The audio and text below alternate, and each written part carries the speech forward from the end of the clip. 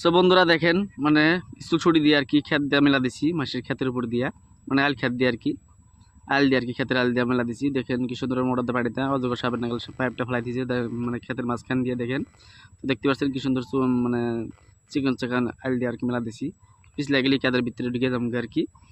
তো দেখেন আপনাদেরকে আমি দেখাবো যে আজকে মানে মানুষ কিভাবে কি ধানের পাশাপাশি কি কি খেতি খেতি করে দেখেন মানে সেই বট গাছের তল দিয়ে মানুষ খেতে মানে অনেকটা ভয় পেয়ে যায়। তো আসসালামু আলাইকুম বন্ধুরা, আশা করি আপনারা সবাই পাশে থাকবেন। আপনাদের কাছে দেখাবো মানুষ ধানের পাশাপাশি কি কি খেতি করে। দেখতে পাচ্ছেন ভুট্টা গাছ কি সুন্দরভাবে হয়ে গেছে, যে মানুষ ধানের পাশাপাশি ভুট্টা গাছও মানে খেতি করছে, অনেকটা সুন্দর হয়েছে। তো দেখেন তার পাশাপাশি মানে গম খেতেও মানে মানুষ করছে। দেখেন গম অলরেডি বাইর হয়ে গেছে, কিছুদিন পরে আর কি গম পাকা যাবে।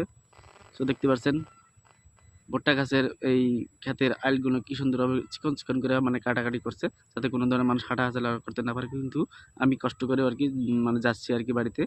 দেখতে পাচ্ছেন মানুষ মোটর দিয়ে ধান খেতে পানি দিয়েছে, কি সুন্দরভাবে চকচকা পানি, টলটলা পানি, মানে নদীর স্রোতের মতো বয়ে বয়ে যাচ্ছে। তো দেখতে পাচ্ছেন কি সুন্দরভাবে যাচ্ছে আর কি। আমি সেই নদীর মানে মাঝখানে সাইড দেখা দিয়েছি আর কি, মানে ডোঙ্গের পাশ দিয়া দেখতে পাচ্ছেন মোটর দিয়ে কি সুন্দরভাবে চকচকা ফ্রিজ পানি একদম মিনারেল ওয়াটারের মতো চকচকা পানি বের হয়ে আসছে। দেখতেই পাচ্ছেন সেই মোটরের পাশাপাশি যে বান্দাটা মানে পানিতে আছে খেতে, যে দেখতে পাচ্ছেন এই মোটরের পাশে একটা সুন্দর একটা গাছ আছে। এই গাছের পাশেই মানে কাপড় চোপড় সব শুকাচ্ছে, মানে ফ্যামিলি মানে বসবাস করে নিচে।